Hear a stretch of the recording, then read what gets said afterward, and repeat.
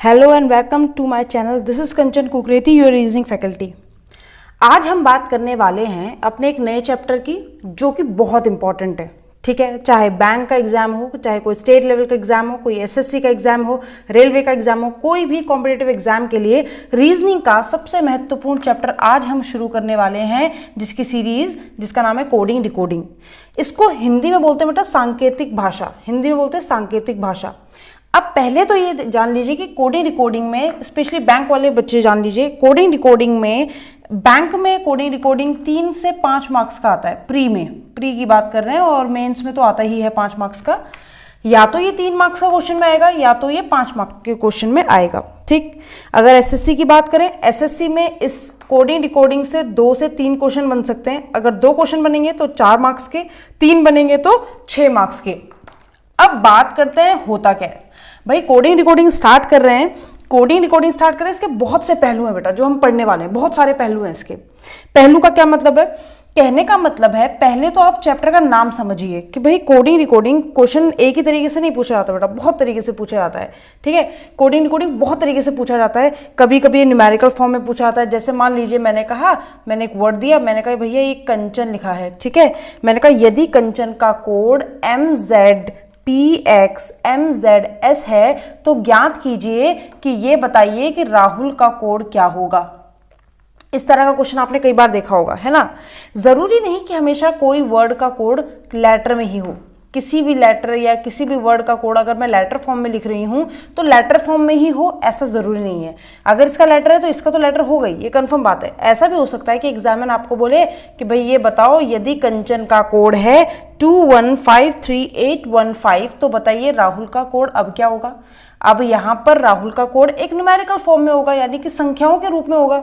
उसी तरीके से एग्जामिनर ऐसा भी बोल सकता है कि भाई ये बताओ अगर यदि कंचन का कोड 25 है तो बताइए राहुल का कोड क्या होगा। इसका मतलब क्या है? इसका मतलब ये है कि एग्जामिनर हमें क्वेश्चन इस फॉर्म में भी पूछ सकता है, इस फॉर्म में भी पूछ सकता है, इस फॉर्म में भी पूछ सकता है, यानी पूछने के बहुत सारे तरीके हैं बेटा। ठीक, लेकिन हमें ये समझना है कि भाई किस तरीके से कोडिंग निकाली जाती है। तो सबसे पहले ये जान लें, ये जानना इंपॉर्टेंट है कि कोडिंग डिकोडिंग का मतलब होता क्या है। ठीक है, फिर हम इसके एक एक पहलू पर बात करेंगे। तो कोडिंग डिकोडिंग का कोई और मीनिंग नहीं होता बेटा। और अगर मैं आपसे बात करूं कि हम आए दिन कोडिंग डिकोडिंग का यूज करते हैं तो ये गलत नहीं होगा। कोडिंग का मतलब होता है हाइडिंग समथिंग, यानी किसी चीज को छुपाना। किसी चीज को छुपाने का मतलब ही होता है कोडिंग। अब आप कहेंगे कि मैम आप कह रहे हो किसी चीज को छुपाना, हम घर में किस चीज को छुपाते हैं, हम किसी चीज को अपने आम जिंदगी में कैसे छुपाते हैं। छुपाने का मतलब ये नहीं कि उठा के बिस्तर के नीचे रख देना कुछ। छुपाने का मतलब है किसी ऐसी भाषा का उपयोग करना, किसी चीज को इंडिकेट करने के लिए जो भाषा हर कोई समझ ना पाए। आपको सबसे बेस्ट एग्जाम्पल बताते हैं। जैसे हमारे स्कूल में जब हम 11th में पढ़ते थे तो फिजिक्स के एक प्रोफेसर हुआ करते थे, है ना। और आपको सभी को पता है ऐसी हरकत हम सभी ने की है। ठीक है, हम सभी ने अपने अपने टीचर्स के नाम रखे होते थे स्कूल के टाइम पे।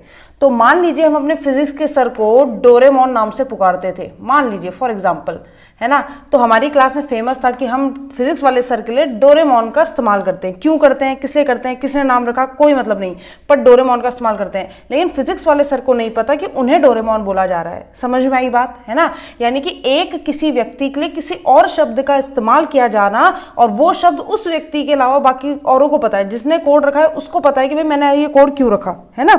हम क्यों अपने फिजिक्स वाले सर को डोरेमोन बोलते हैं, जो भी वजह होगी, है ना। उसी तरीके से सिर्फ यही नहीं है, बाकी बहुत सारी चीजें। जैसे हमारा मोबाइल फोन, हम अपने मोबाइल फोन में कई लोगों के नाम जब सेव करते हैं बेटा, तो उसका सेव करने का तरीका अलग होता है हमारा। जैसे मान लीजिए किसी ने मेरा नाम सेव किया कंचन, ठीक है, ऐसे सेव कर दिया तो ये कंचन शो हो रहा है, मेरा नाम भी कंचन है। इजीली हम कॉन्टैक्ट को रीड कर सकते हैं, हाँ भाई किसी कंचन नाम के व्यक्ति का फोन है या उसका कॉन्टैक्ट नंबर है। लेकिन बेटा हमेशा ऐसा नहीं होता। मान लीजिए किसी ने कंचन ना करके यहां पर नाम सेव किया है सोना नाम से। नाम मेरा एक्चुअल कंचन है, लेकिन उन्होंने क्या सेव किया है, सोना नाम से।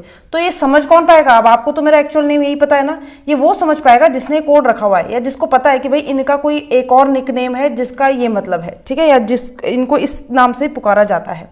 तो ध्यान रहे बेटा, एक सिंपल सी मीनिंग है कि कोडिंग का मतलब होता है किसी चीज को छुपाना, और डिकोडिंग का मतलब है उसी छुपी हुई चीज को रिवील कर देना, उसी छुपी हुई चीज को निकाल बाहर कर देना।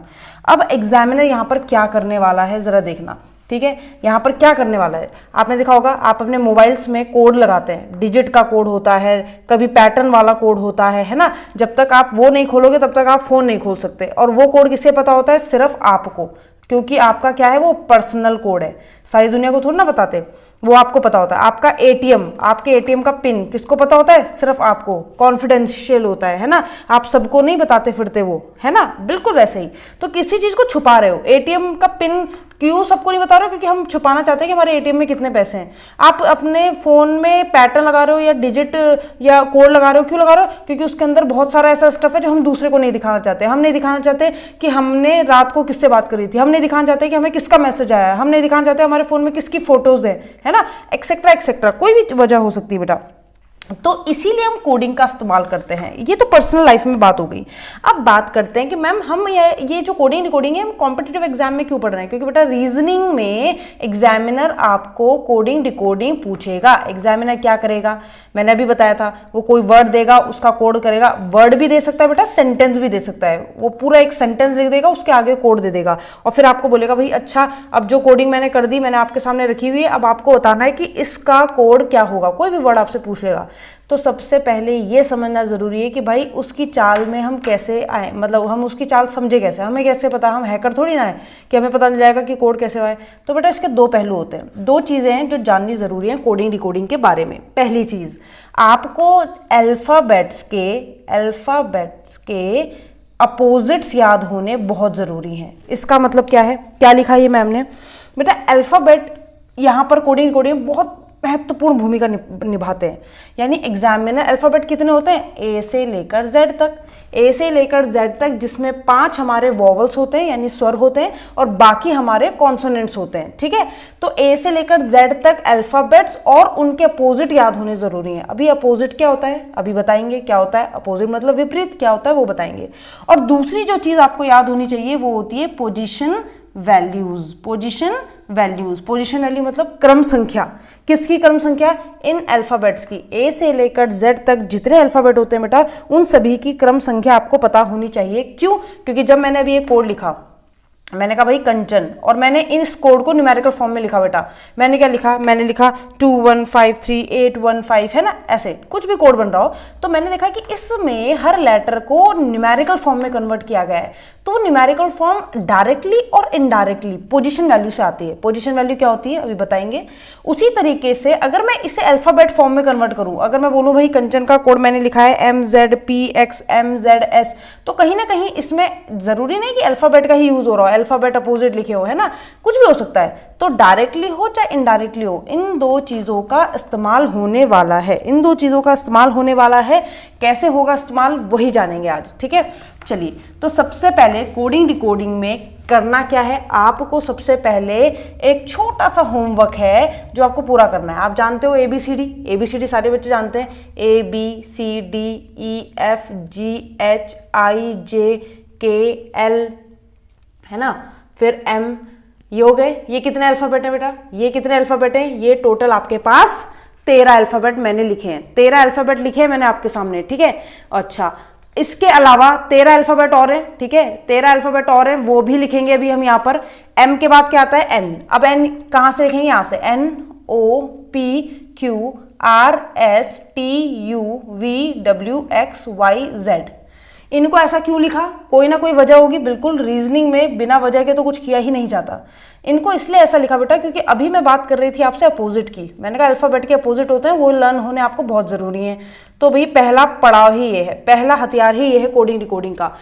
आपको पता होना चाहिए कि हमारे पास 26 अल्फाबेट है, इन 26 की 13 की पेयरिंग होती है बेटा। 13 अल्फाबेट, जो 13 अल्फाबेट होते हैं शुरू के, वो बाद के 13 अल्फाबेट के हमेशा विपरीत माने जाते हैं। यानी यहां से लेकर यहां तक आप देख रहे होंगे 13 अल्फाबेट है, और फिर यहां से लेकर यहां तक भी देख रहे होंगे 13 और 13 26 हो जाते हैं। ये एक दूसरे के विपरीत माने जाते हैं। यानी कि ए का अपोजिट जेड होता है, जिसे हम आजाद नाम से याद रखते हैं, कुछ भी रख दो, आजाद आजादी। BY बॉय के नाम से याद रखते हैं। CX क्रैक्स के नाम से याद रखते हैं, DW ड्यू के नाम से याद रखते हैं, EV इवन के नाम से याद रखते हैं, या इवनिंग के नाम से याद रख लो, जो तुम्हारा मन करे। FU फालतू के नाम से याद रखते हैं, ठीक है। GT आपको GT रोड के नाम से याद होता है। यहाँ पे HS हाई स्कूल के नाम से याद करते हैं, ठीक है। उसे IR इंडियन रेलवे से आपको याद रहता है। मैं ये नहीं कह रही हूँ हमेशा इसी फॉर्म में याद रखो, आप इसको बदल भी सकते हो, ठीक है। JQ जंगल क्वीन के नाम से याद रहता है, KP कानपुर से याद रहता है, ठीक है। LO लव से याद रहता है, और दूसरा या लॉटरी कर लो, आप इसे लॉटरी कर लो, ठीक है। और MN मनी के नाम से याद रख लो, मैन के नाम से याद रख लो। अब ये लिखा क्या मैंने, इसको मैं बता देती हूँ। ये तरीका है बेटा आपको अपोजिट लर्न करने का। जब भी एग्जाम में कोई क्वेश्चन आता है कोडिंग रिकॉर्डिंग का, तो बच्चा ये नहीं सोचे कि हमें जो रफ शीट मिलेगी हम उसमें ABCD लिखना शुरू करेंगे।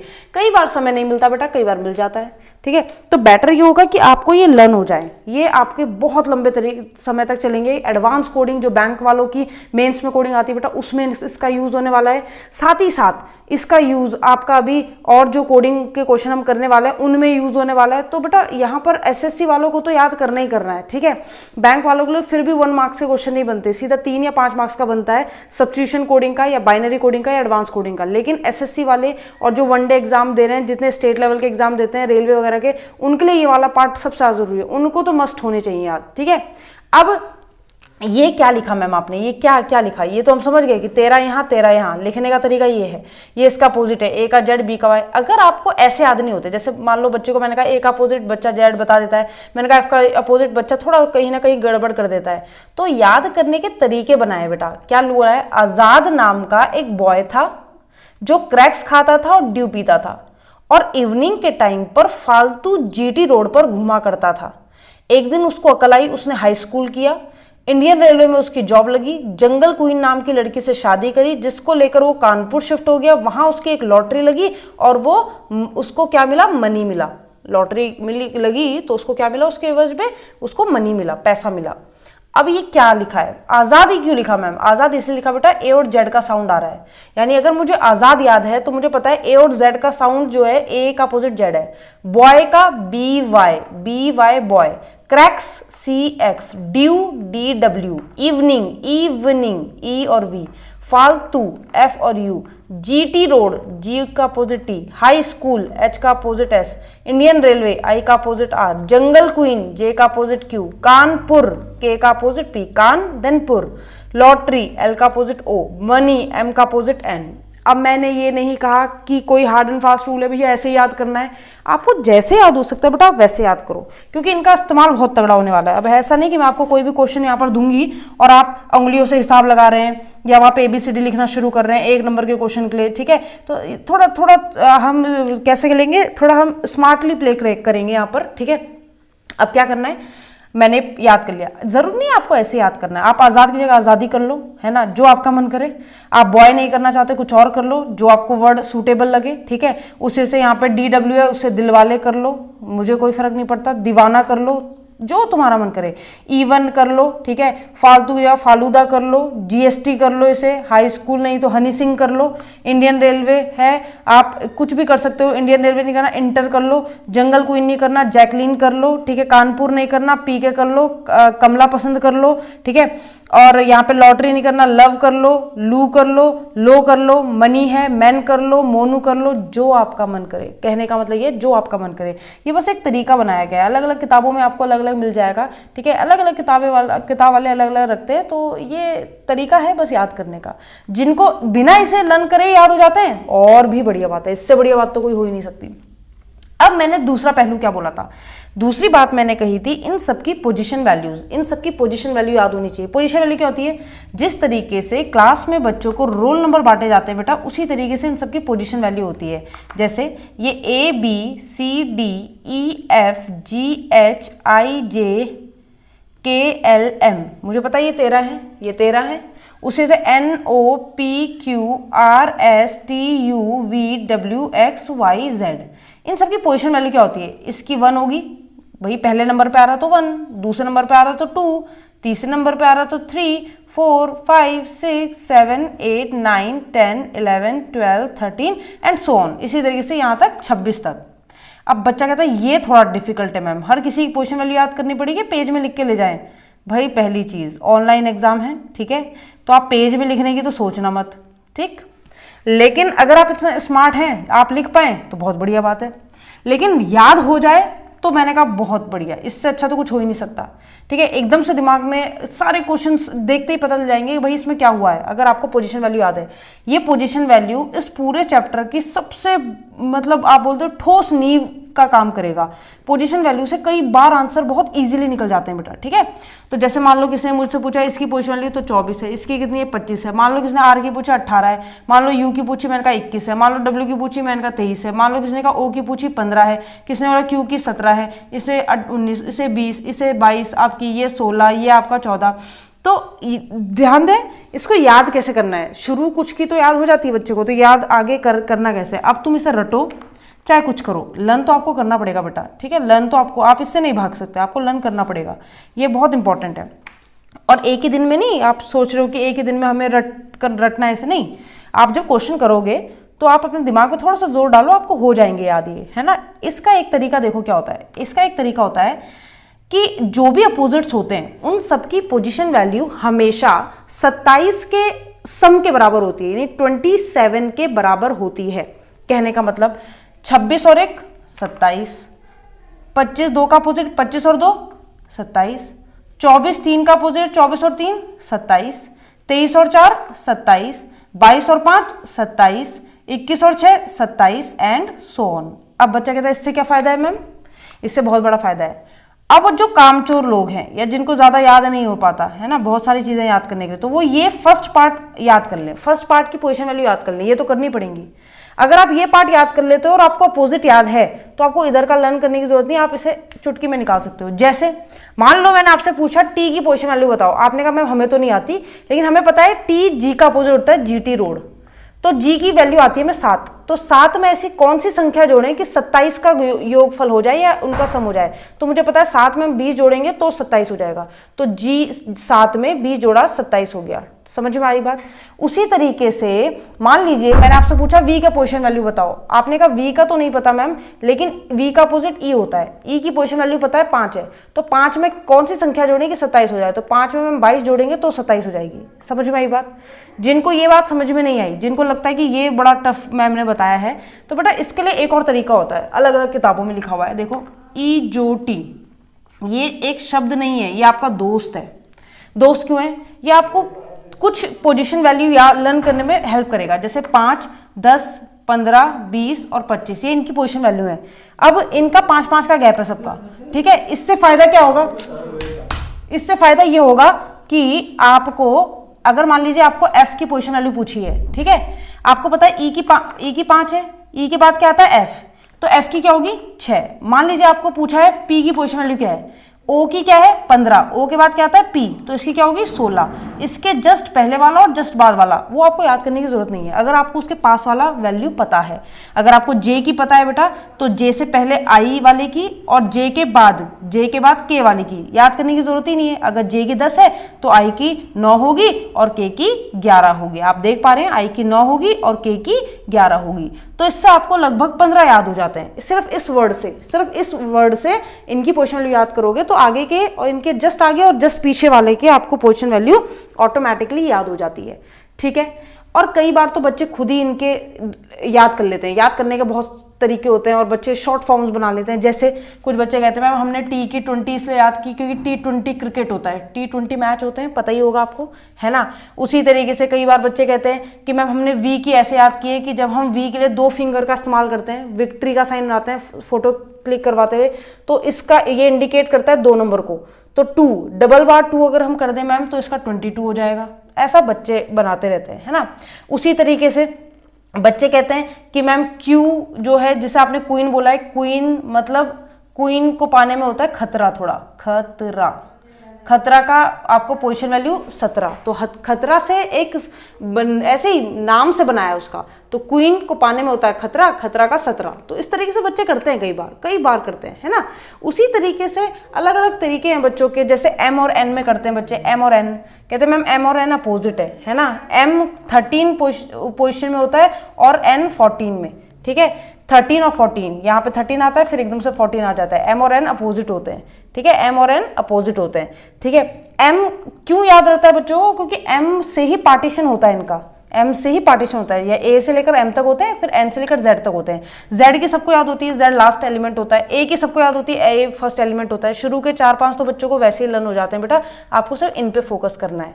समझ में आई बात? ठीक है। उसी तरीके से k होता है, जो k ऐसा बनता है, k में कितने वो यूज होते हैं यहाँ पे बता देती हूँ। k में 2 लाइन यूज होती है, एक सीधी और एक टेढ़ी। तो जो टेढ़ी को अगर मैं सीधी बना दूं तो वो 11 को इंडिकेट करता है, एक सीधी लाइन, और ये जो टेढ़ी लाइन आप बना रहे हो इसको मैं सीधा बना दूं तो 11 को इंडिकेट करता है। कहने का मतलब ये है कि आपको अगर कोडिंग डिकोडिंग करना है तो आपको 2 चीज़ों का बहुत ध्यान रखना है बेटा। एक, पोजीशन वैल्यू जो आपको याद होनी चाहिए, कैसे भी करो, और दूसरा आपको इन सब वर्ड्स के अपोजिट याद होने चाहिए, लेटर्स के, ठीक है। अगर आपको ये दोनों चीज़ें याद हैं तो हम कोडिंग डिकोडिंग में कदम रख सकते हैं, बिल्कुल रख सकते हैं, ठीक है।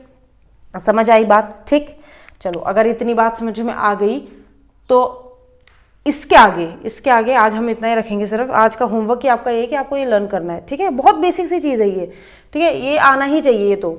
अब हम अगले एपिसोड में बात करेंगे भाई किस किस तरह के क्वेश्चन आते हैं, 1 मार्क्स में किस किस तरह के क्वेश्चन आते हैं वो हम बात करेंगे। फिर हम बात करेंगे बाइनरी कोडिंग की, सब्स्टिट्यूशनल कोडिंग की, एडवांस कोडिंग की, और साथ ही साथ हम बात करेंगे आजकल एक नए टाइप की कोडिंग चली है बेटा, उसके बारे में बात करेंगे, ठीक है। तो सारा प्री से लेके मेंस तक का सब चीज़ें हम यहाँ पे डिस्कस करने वाले हैं, लेकिन अगले एपिसोड में। तब तक के लिए आप कोडिंग डिकोडिंग की तैयारी करते रहिए, ठीक है। अगले एपिसोड में हमें इसके साथ मिलेगा, ये दोनों लर्न होने चाहिए आपको, बिना इसे लर्न किए हुए आगे हम नहीं बढ़ पाएंगे, इस बात का ध्यान रहे, ठीक है। क्योंकि अगली बार जब भी मैं आपको क्वेश्चन दूंगी तो आप पीछे पेज पलट के नहीं देखेंगे कि आपको क्या लिखाया गया था, ठीक है, ये आपके दिमाग में होना चाहिए, ठीक। चलिए, इसी आशा के साथ कि आप इसे लर्न करके लाएंगे, हम विदा लेते हैं आपसे और मिलते हैं अगले एपिसोड में। मैं कंचन गुरुरेती, आपकी रीजनिंग फैकल्टी, अगले एपिसोड में आपसे मिलूंगी।